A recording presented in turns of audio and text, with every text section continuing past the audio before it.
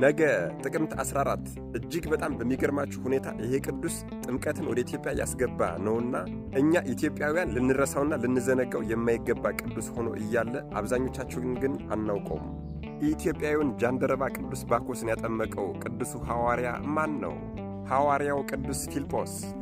በዘመነ ሐዋርያት በዚህ ስም የሚጠሩ ሐዋርያት ወይም ደግሞ ቅዱሳን ሁለት ሲሆኑ አንዱ ከ12ቱ ሐዋርያት አንዱ ሲሆን አንደኛው እኛ ዛሬ የምናከብረው ደግሞ ከ72ቱ አርድእት አንዱ የሆነው የኖረውም ያደገውም በቂሳሪያ ሲሆን ባለትዳርና የ4 ልጆች አባት ነበር።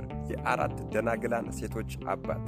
እጅግ በጣም ይገርማል እኮ ጌታ መድኃኔዓለም ኢየሱስ ክርስቶስ ሲጠራው እንኳን 4 ልጆች ነበሩት።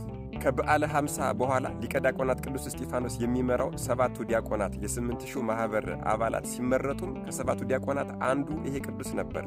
በሊቀ ዲያቆናት በቅዱስ እስጢፋኖስ መሪነትም ከቅዱስ እስጢፋኖስ